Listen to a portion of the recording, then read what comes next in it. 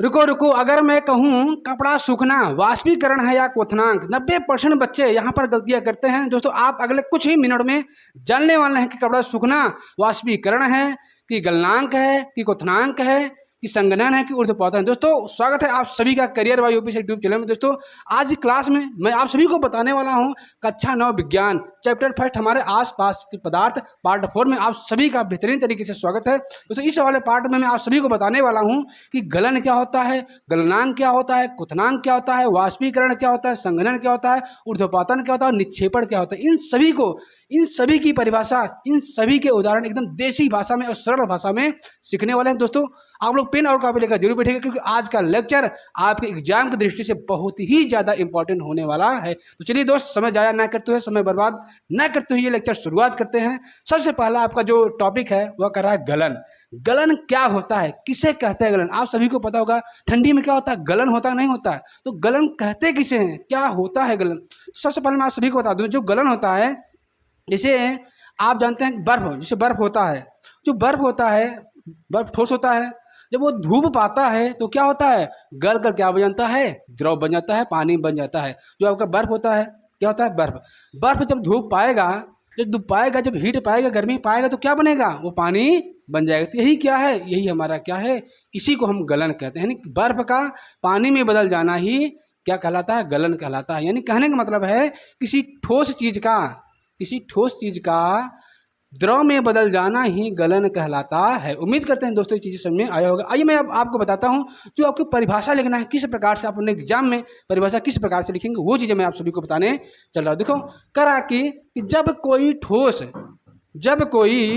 ठोस द्रव बन जाती है, क्या, जब कोई ठोस पिघल कर द्रव बन जाती है तो इस प्रक्रिया को ही गलन कहते हैं। जैसे बर्फ है, बर्फ जब धूप पाएगा तो पिघल कर क्या बनेगा, द्रव बनेगा, पानी बनेगा। ठीक है, क्या बनेगा, द्रव बनेगा, पानी बनेगा। उम्मीद करते हैं ये परिभाषा आप सभी को समझ में आया होगा। क्या कर रहा है कि जब कोई ठोस पिघल कर द्रव बन जाती है, इसी प्रक्रिया को ही हम क्या कहते हैं, गलन कहते हैं। जिस प्रकार से आपका बर्फ जब धूप पाएगा तो क्या बनेगा, पिघल कर द्रव बन जाता है। ठीक है, अगला जो आपका है क्वेश्चन, अगला जो आपका टॉपिक है, अगला जो आपका परिभाषा है वो है गलनांक का। गलनांक किसे कहते हैं, गलनांक किसे कहते हैं, क्या होता है गलनांक, क्या होता है आपका ये गलनांक? देखिएगा जैसा कि आप सभी को पता होगा कि जैसे जिस तापमान पर, जैसे कोई बर्फ है, ये बर्फ है, अब ये बर्फ पिघला कैसे? अगर तापमान हाई ना होता क्या बर्फ पिघलता? तो जब बर्फ जितने ताप पर पिघल कर द्रव में, पानी में बदल जाता है, उसी को कहते हैं क्या, उसी कहते हैं गलनांक। गलनांक का मतलब होता है, मैं आप सभी को समझा दूं, गलनांक का मतलब क्या होता है। यहाँ जो लिखा है, ये लिखा है आपका, जो लिखा है आपका गलनांक, ये गलन क्या है, गलन प्लस अंक। अंक यहाँ गलन मतलब होता है कि गलना, क्या होता है कि यानी पिघलना, क्या, इसका मतलब होता है कि पिघलना। और अंक का मतलब होता है ताप। यानी कि जो आपने देखा यहाँ गलनांक है, क्या है, जो गलनांक है क्या, ये गलन प्लस अंक से मिलकर बना है। यानी गलन का मतलब होता है किसी चीज का पिघल जाना, और अंक का मतलब है, अंक का मतलब ये समझिएगा, अंक का मतलब होता है ताप। यानी कोई भी ठोस जितने ताप पर पिघल कर द्रव बन जाए, जितने ताप पर पिघल कर वो द्रव बन जाता है, उसी को कहते हैं गलनांक। क्या कहते हैं, तो परिभाषा क्या है, उम्मीद करते हैं ये चीज़ें आप सभी को समझ में आया होगा। क्या होगा कि कोई ठोस जितने ताप पर, कोई भी ठोस हो जितने ताप पर, जितने टेम्परेचर पर पिघल करके द्रव अवस्था में बदल जाती है, उसी को हम गलनांक कहते हैं। क्या कहते हैं, उसी को हम क्या कहते हैं, गलनांक। यानी जो बर्फ का गलनांक है 0 डिग्री सेल्सियस या 273 केल्विन होता है। ठीक है, उम्मीद करते हैं आप सभी को गलनांक क्या होता है ये चीज़ें बेहतरीन तरीके से समझ में आया होगा। अब आपको मैं बताता हूँ जो अगला आपका टॉपिक है, अगला जो परिभाषा है वो है क्वथनांक, बॉइलिंग पॉइंट, जिसको अंग्रेजी में कहते हैं बॉइलिंग पॉइंट। गलनांक को कहते हैं मेल्टिंग पॉइंट, और गलन को कहते हैं आपका मेल्टिंग। तो आपसे यहाँ बात आई कि क्वथनांक क्या होता है, क्वथनांक किसे कहते हैं। तो दोस्तों क्वथनांक क्या होता है, ध्यान दीजिएगा कि जैसे आपका यहाँ लिखा क्या है कि जैसे कोई द्रव है, जैसे बर्फ था, बर्फ जब गर्म हुआ तो किस में बदला, आपका द्रव में। किस में बदला, द्रव में। जब वही द्रव गर्म किया गया, जब इसको और अधिक गर्म करेंगे ना तो क्या होगा, वो उबलने लगेगा। जैसे पानी होता है, पानी को जब गर्म करेंगे ना तो क्या होगा, वो उबलने लगेगा। क्या होगा, वह उबलने लगेगा। तो इसी प्रक्रिया को, इसी चीज़ को क्या कहते हैं, क्वथनांक कहते हैं। जितने ताप पर, जिस ताप पर, जिस टेम्परेचर पर कोई द्रव उबलना शुरू कर देता है उसी को हम क्वथनांक कहते हैं। क्या कह रहा है कि क्वथनांक क्या है कि जिस ताप पर कोई द्रव उबलने लगता है, कोई भी द्रव हो, जितने टेम्परेचर पर वह बुलबुला निकलने लगे। जैसे पानी नहीं होता, जब पानी को आप गर्म करते हैं तो उसमें क्या होता है, बुलबुले बनना शुरू हो जाता है।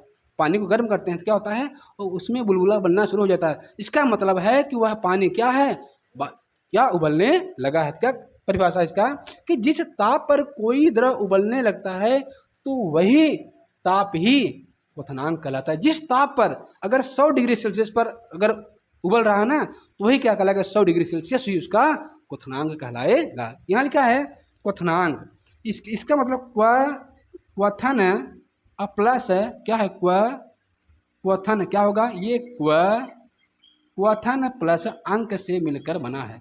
क्वथन का मतलब होता है, क्वथन का मतलब होता है उबलना। क्या होता है, इस चीज का मतलब होता है कि उबलना। क्या, और अंक मतलब होता है ताप। यानी कोई भी द्रव जितने टेम्परेचर पर, जितने ताप पर उबलना प्रारंभ कर देता है वही ताप ही उसका क्वथनांक कहलाता है। ठीक है दोस्तों, उम्मीद करते हैं आप सभी को अभी तक जितने भी परिभाषाएं बताई गई हैं वो परिभाषाएं आपको बेहतरीन तरीके से समझ आया होगा। मैंने देसी भाषा में आप सभी को समझाने का प्रयास किया है। जो आपका रोजमर्रा का जीवन होता है, जैसे बर्फ हो गया, पानी हो गया, इन सभी का उदाहरण लेकर के आप सभी को हमने समझाया है। आप सभी को बेहतरीन तरीके से समझ में आया होगा। दोस्तों, अगर वीडियो अच्छा लग रहा हो, कंटेंट बढ़िया हो, अगर आपको चीज़ें समझ में आ रहा है तो वीडियो को लाइक करेगा, शेयर करेगा, और साथ ही साथ अगर हमारे यूट्यूब चैनल पर नए हो आप लोग हमारे यूट्यूब चैनल को सब्सक्राइब भी करिएगा। ठीक है, अब चलिए शुरुआत करते हैं कि जो अगर आपका अगला टॉपिक है, अगला टॉपिक क्या करा, अगला जो परिभाषा है वो क्या है, किस चीज़ की परिभाषा है, उसको समझना है। दोस्तों, जैसा अभी हमने बताया था कि कपड़ा किसके कारण सूखता है, कपड़ा किसके कारण सूखता है, क्या कारण होता है, क्या क्वथनांक कारण कि गलनांक कारण कि आपका गलन कारण, किसके कारण सूखता है। दोस्तों, अब वही चीज़ मैं आप सभी को बताने चल रहा हूँ, किस कारण से आपका कपड़ा सूखता है। दोस्तों, जैसा कि आप सभी को पता होगा कि जब आप कपड़ा धुलते हैं, धुल कर धूप में डाल देते हैं तो क्या होता है, जो कपड़े में जो पानी लगा रहता है ना, जो कपड़े में जो आपका पानी लगा रहता है वो क्या होता है, वो भाप बनकर, क्या भाप या गैस बनकर क्या होता है, उड़ जाता है। एक तो इससे होता है कपड़ा आप सूख जाता है। क्या कि जब कपड़े को धूप में डाला जाता है, जब धूप आएगा तो कपड़ा क्या होगा, कपड़ा सूख जाता है। यह कपड़ा कैसे सूखता है कि जब हवा चल रही होती है, जब हवा चल रही होती है तो कपड़ा क्या होता है, तब भी आपका कपड़ा सूख जाता है। यानी कहने मतलब है हवा चलने पर भी, यानी वायु चलने पर भी क्या होता है, कपड़ा सूखने लगता है। जब हवा चलता है ना तो जो उसमें कपड़े में पानी लगा रहता है वो क्या होता है, भाप बन करके वो उड़ जाता है। जैसे देखिएगा परिभाषा क्या कर रहा है, वाष्पीकरण क्या होता है। तो वाष्पीकरण की जो परिभाषा है क्या कर रहा है, जो वाष्पीकरण की यहाँ परिभाषा दिया है, क्या कर रहा है कि जब कोई द्रव सीधे वाष्प, क्या कर रहा है कि जब कोई द्रव सीधे वाष्प या गैसीय अवस्था में, या तो वाष्प मतलब होता है भाप। अब जब खाना बन रहा होता है, देखो खाना बन रहा होता है तो जब बर्तन गर्म हो जाता है, उसमें उसके अंदर का जो पानी होता है गर्म हो जाता है तो क्या होता है, वो भाप बन करके उड़ने लगता है। क्या होता है, भाप बन करके उड़ने लगता है। तो क्या कर रहा है कि जब कोई द्रव सीधे वाष्प या गैसीय अवस्था में बदल जाती है तो वही प्रक्रिया वाष्पीकरण कहलाती है। पानी है, जब पानी को खूब गर्म कर दोगे तो पानी क्या होगा, भाप बन करके उड़ जाता है। ठीक है, जैसे आप सभी ने उदाहरण देखा होगा, आपके पास जो भी गड्ढा उड्ढा वगैरह होगा, ठीक है, भी तालाब वगैरह होगा, आप गर्मी में मौसम देखते होंगे ना, उसमें जो भी थोड़ा बहुत पानी रहता है ना, जब धूप निकलता है ना, जब अधिक ज़्यादा धूप रहता है तो क्या होता है, उस गड्ढे का उस तालाब का जो पानी होता है ना वो क्या होता है, कुछ दिनों बाद भाप बन करके क्या होता है, वह उड़ जाता है। तो वही क्या है, तो किसी द्रव का सीधे वाष्प में या गैस में बदल जाना ही वाष्पीकरण कहलाता है। उम्मीद करते हैं ये भी चीज़ें आपको समझ में आया होगा। अब जो अगला वाला है, अगला वाला क्या है, अगला वाला आपका संघनन। संघनन क्या होता है, मैं आपको उदाहरण बताऊं, एकदम देसी उदाहरण। देखिए, जब आप सबके यहाँ, जिनके यहाँ, हमारे यहाँ किसी के यहाँ भी जब खाना वगैरह बनता है, जब खाना पीना बनता है तो क्या होता है, तो जैसे मान लीजिए चावल दाल चल रहा है, ठीक है, दाल बन रहा है, तो उस दाल में जो पानी रहता है, पानी जब उस वो गर्म होगा, बर्तन जब गर्म होगा तो पानी क्या होगा, भाप बनकर उड़ेगा। जो पानी होता है जब खाना बन रहा होता है तो क्या होता है, उस बर्तन में जो भी पानी रहता है वो पानी क्या होता है, जब गर्म होता है, गर्म होकर क्या होता है, वो भाप बनकर उड़ने लगता है। लेकिन जब कुछ ही समय के बाद जब वही भाप उड़ जाता है और जब वो ठंडा हो जाता है ना, फिर से आकर के उस बर्तन के तली पर बैठ जाता है, फिर से बर्तन के तली पर बैठ जाता है, तो उसी को हम क्या कहते हैं, उसी को कहते हैं संघनन, कंडेंसेशन कहते हैं। क्या संघनन क्या होता है कि आपने देखा है कि जब खाना बन रहा होता है, उस बर्तन में जो भी पानी रहता है जब वो गर्म हो जाता है तो क्या होता है, भाप बनकर उड़ने लगता है। और वही भाप जब कुछ देरी के बाद ठंडा हो जाता है ना, तो ठंडा होकर के आकर के उस बर्तन के तली पर, उस प्लेट पर आकर बैठ जाता है, बूंद बूंद के रूप में बैठ जाता है। इसी को क्या कहते हैं, इसी प्रक्रिया को हम क्या कहते हैं, संघनन कहते हैं। तो संघनन क्या है, ध्यान दीजिएगा, इसकी परिभाषा किस प्रकार से लिखेंगे, देखिएगा। कह रहा है कि गैस क्या क्या कर रहा है कि गैस या वाष्प का ठंडा होकर, गैस या वाष्प का ठंडा होकर द्रव में बदल जाना ही संघनन कहलाता है। यानी गैस या वाष्प का ठंडा होकर द्रव में बदल जाना ही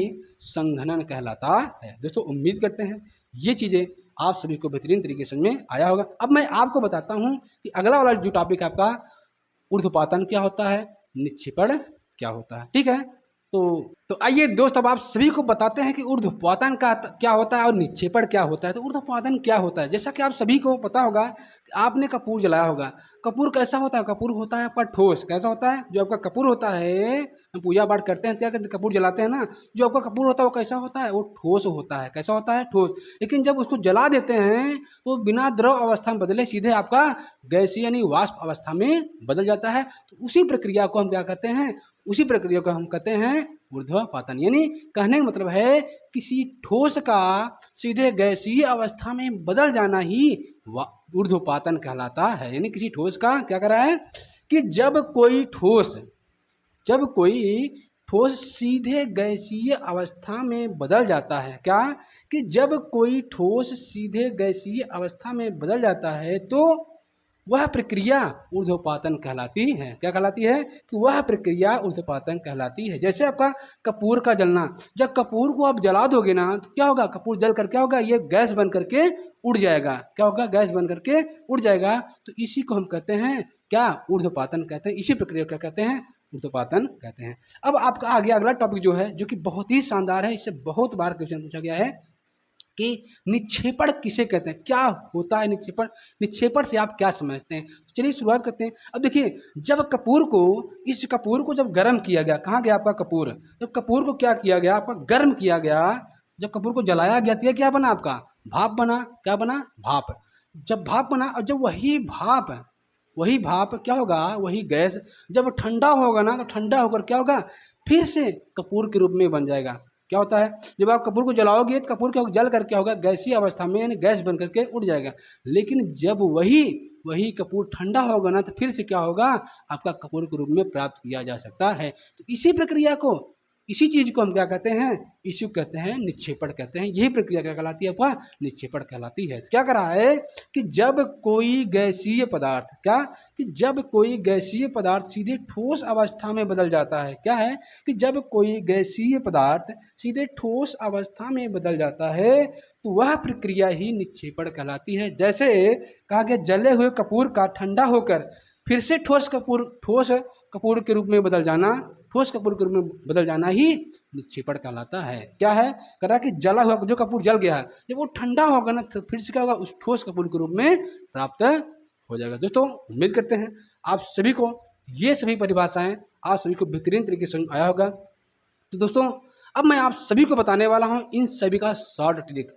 दोस्तों इस ट्रिक को जरूर नोट करिएगा। इतना शॉर्टकट ट्रिक मैं बताऊंगा कि आप एक ही लाइन में सभी परिभाषा आप याद कर पाएंगे। ध्यान दीजिएगा। आइए दोस्तों, अब आप सभी को वो ट्रिक मैं बताता हूँ जिसके द्वारा आप एक ही लाइन में आप हर एक टॉपिक की परिभाषा आप याद कर सकते हैं। जैसे क्वथनांक क्या होता है, गलनांक क्या होता है, संघनन क्या होता है, वाष्पीकरण क्या होता है, इन सभी की परिभाषा मात्र एक लाइन में याद करेंगे। वह ट्रिक क्या, ध्यान दीजिएगा। जैसे यहाँ दिया द्रव अवस्था दिया है, ये ठोस अवस्था दिया है, ये दिया आपका गैसीय अवस्था। जैसे अभी हमने परिभाषा बताया था, उन परिभाषा को कहाँ से बताया था, यहाँ ध्यान दीजिएगा। जिससे यहाँ करा है कि कोई ठोस, ये देखो तीर यहाँ से इधर जा रहा है, तीर कहाँ से, यहाँ से जा रहा है इधर, यानी कि ठोस से कहाँ जा रहा है, द्रव, यानी कि जब कोई ठोस सीधे द्रव अवस्था में बदल जाए, क्या क्या कर, ध्यान दीजिएगा, जब कोई ठोस सीधे द्रव अवस्था में बदल जाता है तो वह प्रक्रिया आपका संगलन या गलन कहलाता है। ठीक उसी को उल्टा, अगर कोई द्रव, अब देखो तीर इधर से इधर आया है, द्रव से उससे ठोस अवस्था की ओर, जब कोई द्रव सीधे ठोस अवस्था में बदल जाता है तो वह प्रक्रिया आपका जमना कहलाती है। क्या कहलाती है? ठीक उसी प्रकार देखिएगा यहाँ पर क्या है, अब देखिएगा, अब देखो यहाँ से गया तीर, द्रव से कहाँ गया आपका, गैस में, यानी जब कोई द्रव सीधे गैसीय अवस्था में बदल जाए, क्या कि जब कोई द्रव सीधे गैसीय अवस्था में बदल जाता है तो वही प्रक्रिया या उसी को हम वाष्पीकरण कहते हैं। फिर इसी का उल्टा देखो, अब गैस से कहाँ गया तीर, तीर देखो यहाँ गैस आया है द्रव की अवस्था में, यानी कहने का मतलब जब कोई गैसीय पदार्थ सीधे द्रव अवस्था में बदल जाता है तो उस प्रक्रिया को ही हम क्या कहते हैं, उस प्रक्रिया को ही हम संघनन कहते हैं। उम्मीद करते हैं चीजें समझ में आप सभी को आ रहा होगा। अब अगला जो आपका है, यहाँ देखो, अब यहाँ से तीर गए, देखो तीर गए इधर गया, अब तीर कहाँ गया, ठोस से गया आपका गैस में, यानी कि जब कोई ठोस, क्या कि जब कोई ठोस सीधे गैसीय अवस्था में गैस के रूप में बदल जाता है उसी प्रक्रिया को ही हम क्या कहते हैं, उसी प्रक्रिया को हम क्या कहते हैं, ऊर्ध्वपातन कह देते हैं। ठीक उसी प्रकार अब इसी का उल्टा, अब हम क्या, देखो तीर कहाँ से आया, गैस से आया है आपका ठोस, यानी कि जब कोई गैसीय पदार्थ, मेरे बच्चों, क्या कि जब कोई गैसीय पदार्थ सीधे ठोस अवस्था में बदल जाता है तो उसी प्रक्रिया को ही हम क्या कहते हैं, उसी प्रक्रिया या वही प्रक्रिया पर क्या कहलाती है, निक्षेपण कहलाती है। दोस्तों उम्मीद करते हैं ये ट्रिक आप सभी को बेहतरीन तरीके से समझ आया होगा। दोस्तों हम चाहते हैं कि आप छोटे छोटे पार्ट में सीखेंगे तो आपका क्लास 9th का जो विज्ञान होगा बेहतरीन तरीके से आप सभी को समझ में आ जाएगा। चलिए दोस्त, अब मिलते हैं अगले वाले टॉपिक में, अगले वाले वीडियो में, इसमें आप सभी को बताऊंगा कि जो वाष्पीकरण प्रक्रिया होती है, वाष्पीकरण किस प्रकार से प्रभावित करता है, क्या कारण होता है, कैसे से कोई गर्म चीज़ होता है उसको ठंडा कैसे किया जा सकता है, जैसे आप चाय पीते हैं ठंडा कैसे होगा, अगर बर्तन बड़ा रख दिया जाए तो क्या जल्दी ठंडा होगा, इन सभी के बारे में, हर एक टॉपिक के बारे में हम चर्चा करेंगे। तो दोस्तों उस वीडियो में जुड़ना ना भूलिएगा। मिलते हैं अगले वाले वीडियो में, तब तक के लिए धन्यवाद, सत श्री अकाल, राधे राधे, जय हिंद।